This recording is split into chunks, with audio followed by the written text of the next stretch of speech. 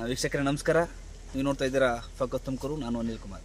ಏನು ಚಿಕ್ಕನಾಯಕನಹಳ್ಳಿ ತಾಲೂಕಿನ ಹುಲಿಯೂರು ಹೋಬಳಿಯ ಒಂದು ಮುದುಕದಳ್ಳಿ ಗ್ರಾಮದಲ್ಲಿ ಅರಣ್ಯ ಇಲಾಖೆ ಮತ್ತು ತಾಲೂಕು ಆಡಳಿತ ಅರಣ್ಯವನ್ನು ನಾಶಪಡಿಸಿರುವಂಥದ್ದು, ಮರಗಳನ್ನು ಕಡಿದು ಹಾಕಿರುವಂಥದ್ದು. ಇದಕ್ಕೆ ಸಂಬಂಧಪಟ್ಟಂತೆ ನನ್ನ ಜೊತೆ ಮಾತಾಡಲಿಕ್ಕೆ ತುಮಕೂರು ರೈತ ಸಂಘದ ಸಂಘಟನಾ ಕಾರ್ಯದರ್ಶಿ ಆಗಿರ್ತಕ್ಕಂಥ ಮಂಜುನಾಥ್ ಸರ್ ಅವರು ನನ್ನ ಜೊತೆ ಇದ್ದಾರೆ.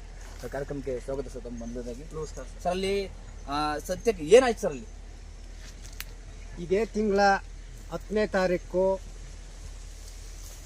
ಏಕಾಏಕಿ ಬಂದು ರೈತರನ್ನು ಯಾಮಾರಿಸಿ ಸುಮಾರು 5 ಜನಕ್ಕೆ ಸೇರಿದಂತಹ 15 ಎಕರೆಯಲ್ಲಿ ಬೆಳೆದಿದ್ದಂತಹ ಫಲವತ್ತಾದ ಅಡಿಕೆ, ತೆಂಗು, ಸೀಬೆ, ಬಾಳೆ, ತೇಗ 3,500ಕ್ಕೂ ಅಧಿಕ ಅಡಿಕೆ ಮರಗಳು, 500ರಿಂದ 600 ತೆಂಗಿನ ಮರಗಳು, ತೇಗದ ಮರಗಳು, ಬಾಳೆ, ಈ ಥರದ ಎಲ್ಲ ಮರಗಳನ್ನು ಕಡಿದು ವಿಕೃತಿ ಮೆರೆದಿದ್ದಾರೆ ಸರ್. ಎಲ್ಲೋ ಒಂದು ಕಡೆ ಇವಾಗ ತಾಲೂಕು ಆಡಳಿತ ಆಗಿರ್ಬೋದು, ಅಷ್ಟು ದೊಡ್ಡ ಮಟ್ಟಕ್ಕೆ ಬೆಳೆದಿರೋಂಥ ಗಿಡಗಳನ್ನು ಬೇರೆ ಕಡೆ ಲ್ಯಾಂಡಲ್ಲಿ ಶಿಫ್ಟ್ ಮಾಡೋದಂತಾಗಿರ್ಬೋದು, ಮತ್ತು ಅದಕ್ಕೆ ಕಾಂಪೌಂಡ್ ಮಾಡ್ಕೊಂಡು ಇದು ನಮ್ಮ ಅರಣ್ಯ ಮೀಸಲು ಅಂತೂ ಮಾಡ್ಕೋಬೋದಾಯಿತು.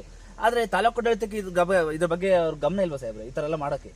ಖಂಡಿತ ಮಾನ್ಯ ಚಿಕ್ಕನಾಯಕನಹಳ್ಳಿ ತಹಶೀಲ್ದಾರ್ ಮಮತಾ ಮೇಡಮ್ರವರು ಅವರು ಸಾಮಾನ್ಯವಾಗಿ ಒಂದು ಗಿಡ ನೆಟ್ಟು ಎಲ್ಲೂ ಬೆಳೆಸಿರ್ಲಿಕ್ಕಿಲ್ಲ.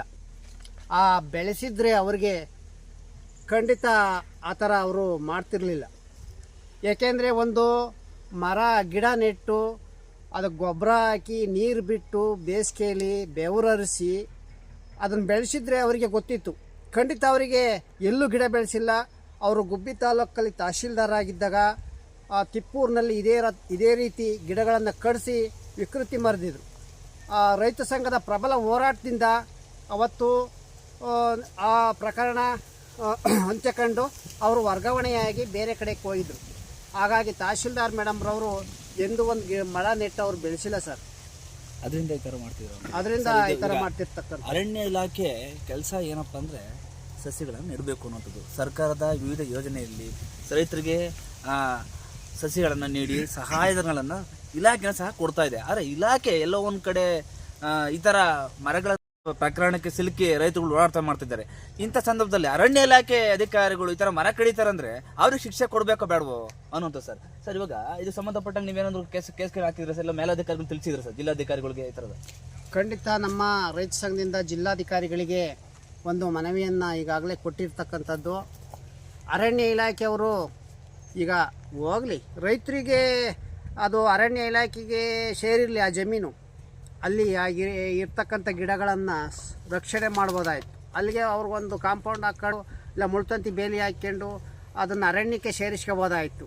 ಅದು ಬಿಟ್ಬಿಟ್ಟು ಅರಣ್ಯ ರಕ್ಷಕರಿರೋದು ಅರಣ್ಯ ಗಿಡಗಳ ಮರಗಳನ್ನ ಉಳಿಸ್ಲಿಕ್ಕೆ, ಬಟ್ ಅವರು ಅರಣ್ಯಗಳನ್ನೇ ಕಡಿತಾ ಇದ್ದಾರೆ.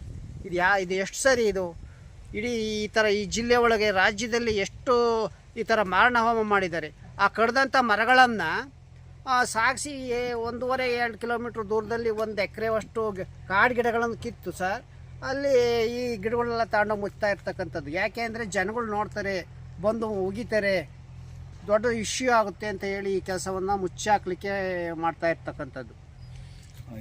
ಇದಿಷ್ಟು ನಮಗೆ ತಹಶೀಲ್ದಾರ್ ಅವರು ಮಮತಾ ಮೇಡಮ್ ಇದ್ದಾರೆ, ರೈತರಿಗೆ ಅನ್ಯಾಯ ಮಾಡ್ತಾಯಿದ್ದಾರೆ. ಈ ಹಿಂದೆ ಗುಬ್ಬಿ ತಾಲೂಕಲ್ಲಿ ರೈತರಿಗೆ ಅನ್ಯಾಯ ಮಾಡಿ ಟ್ರಾನ್ಸ್ಫರ್ ಆಗಿದ್ದು, ಮತ್ತು ಅದಕ್ಕೆ ಸಂಬಂಧಪಟ್ಟ ಇಲಾಖೆಗೆ ಹೋಗಿ ದೂರು ಕೊಟ್ಟು ಬೇರೆ ರೀತಿಯ ಸಮಸ್ಯೆಗಳನ್ನು ಅನುಭವಿಸಿದರೆ, ಆದರೂ ಸಹ ಅವರೆಲ್ಲೋ ಒಂದು ಕಡೆ ರೈತರ ಬಗ್ಗೆ ಕಾಳಜಿ ಇಲ್ಲ ಅಂತಂಥವ್ರು, ಮತ್ತು ಅವರು ಸಸಿನೇ ಬೆಳೆಸಿಲ್ಲ ಅನ್ನೋಂಥದ್ದು ಎದ್ದು ಕಾಣ್ತಾ ಇದೆ.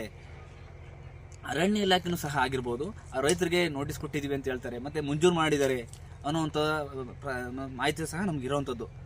ಆದರೆ ಎಲ್ಲೋ ಒಂದು ಕಡೆ ಸರ್ಕಾರಗಳು ಮರಗಳನ್ನು ಬೆಳೆಸಬೇಕು ಅಂತ ಹೇಳೋವಂಥವ್ರು ಅವರೇ ಸಹ ಈ ಮರಗಳ ಮಾರಣೋಮ ಮಾಡ್ತಾ ಇದ್ದಾರೆ. ಅಂದರೆ ಎಲ್ಲಿ ನಮ್ಮ ಸಮಾಜ ಎಲ್ಲೂ ಹೋಗ್ತಾ ಇದೆ, ಹೋಗ್ತಾ ಇದೆ ಅನ್ನೋಂಥದ್ದೇ ಖಂಡಿತ ಇಲ್ಲಿ ನಮಗೆ ಸ್ಪಷ್ಟಪಡಿಸ್ಬೇಕಾದ್ರು ಸರ್. ಶಾಸಕರಿಗೇನು ಸಂಪರ್ಕ ಮಾಡಿದೆ ಸರ್ ತಾವು ಏನಾದರೂ ಈ ವಿಚಾರವಾಗಿ? ಚಿಕ್ಕನಾಯಕನಹಳ್ಳಿ ಕ್ಷೇತ್ರದ ಶಾಸಕರಾದ ಸುರೇಶ್ ಬಾಬುರವ್ರಿಗೆ ಫೋನ್ನಲ್ಲಿ ಸಂಪರ್ಕಿಸಿದಾಗ ಅವರು ಸಂಪರ್ಕಕ್ಕೆ ಸಿಗ್ತಾ ಇಲ್ಲ. ಹಾಗಾಗಿ ಅವರು ಇಷ್ಟೊತ್ತಿಗೆ ಆಗಲೇ ಹೋಗಿ ಆ ಸ್ಥಳವನ್ನು ಪರಿಶೀಲನೆ ಮಾಡಿ ಆ ರೈತರಿಗೆ ಸಾಂತ್ವನನಾದರೂ ಹೇಳ್ಬೇಕಾಯ್ತು, ಬಟ್ ಅದನ್ನೂ ಮಾಡಿಲ್ಲ. ಈ ಥರ ಯಾಕೆ ರಾಜಕಾರಣಿಗಳು ಮತ ಕೇಳಬೇಕಾದ್ರೆ ಮಾತ್ರ ರೈತರು ಮತದಾರರು ನೆನಪಾಗ್ತಾರೆ, ಇಂಥ ಕಷ್ಟ ಸಮಯದಲ್ಲಿ ಅವರಿಗೆ ಬದುಕಿಗೆ ಆಧಾರವಾಗಿದ್ದ ತೋಟ ತುಡಿಕೆಗಳನ್ನು ಮಾಡಿದ್ದಾರೆ. ಹೋಗಿ ಅಟ್ಲೀಸ್ಟ್ ಸಾಂತ್ವನ ಹೇಳಿ ಬರಬೇಕಾಗಿತ್ತು. ಮುಂದಿನ ದಿನದಲ್ಲಿ ಆ ರೈತನ ಸ್ಥಳ ಪರಿಶೀಲನೆ ಮಾಡಿ ಶಾಸಕರು, ಜಿಲ್ಲಾಡಳಿತ, ತಾಲೂಕಾಡಳಿತ ಆಗಿರೋ ತಪ್ಪನ್ನು ಮುಚ್ಚಿಕೊಳ್ಬೇಕು. ಹೋಗಿ ಆ ರೈತನಿಗೆ ಸಾಂತ್ವನ ಹೇಳಿ ಮತ್ತೆ ವಶಪಡಿಸ್ಕೊಂಡಿರ್ತಕ್ಕಂಥ ಭೂಮಿನ ಆ ರೈತನಿಗೆ ನೀಡಿ ಆ ಬೆಳೆಯನ್ನು ನಾಶ ಮಾಡಿರೋದಕ್ಕೆ ಪರಿಹಾರ ಒದಗಿಸಿಕೊಡ್ಬೇಕು ಅಂತ ಹೇಳಿ ಒತ್ತಾಯಿಸ್ತೀವಿ. ಏನು ರೈತರು ಹೇಳುವಂಥದ್ದು, ರೈತ ಸಂಘದ ಮುಖಂಡರಾದ ಅರಳ್ಳಿ ಮಂಜುನಾಥ್ ಅವರು ಹೇಳುವಂಥದ್ದು ಏನಪ್ಪ ಅಂದರೆ, ಇವತ್ತು ರೈತರಿಗೆ ಅನ್ಯಾಯ ಆಗಿದೆ, ಅವರು ಬೆಳೆದಿರತಕ್ಕಂಥ ಸಸ್ಯಗಳು ನಾಶ ಆಗಿದ್ದಾವೆ, ಅವರಿಗೆ ಪರಿಹಾರ ರೂಪದಲ್ಲಿ ಆರ್ಥಿಕ ನೆರವನ್ನು ಒದಗಿಸಬೇಕು ಮತ್ತು ಆ ಭೂಮಿಯನ್ನು ಅವ್ರಿಗೆ ಕೊಡಬೇಕು ಅನ್ನುವಂಥದ್ದು. ಮತ್ತು ಏನೋ ಇವತ್ತು ಅಚಾತುರ್ಯವಾಗಿ ಆಗಿರುವಂಥ ಸಮಸ್ಯೆ ಅಲ್ಲ, ಇದು ಉದ್ದೇಶಪೂರ್ವಕವಾಗಿ ಮಾಡಿದ್ದಾರೆ ಅನ್ನುವಂಥದ್ದು ಎದ್ದು ಕಾಣ್ತಾ ಇದೆ ಅನ್ನುವಂಥದ್ದು ರೈತ ಸಂಘದ ಮುಖಂಡರಾದ ಅರಳ್ಳಿ ಮಂಜುನಾಥ್ ಅವ್ರ ಮಾತು. ಕ್ಯಾಮ್ರಾ ಪರ್ಸನ್ ರಮೇಶ್ ಜೊತೆ ಅನಿಲ್ ಕುಮಾರ್ ತುಮಕೂರು.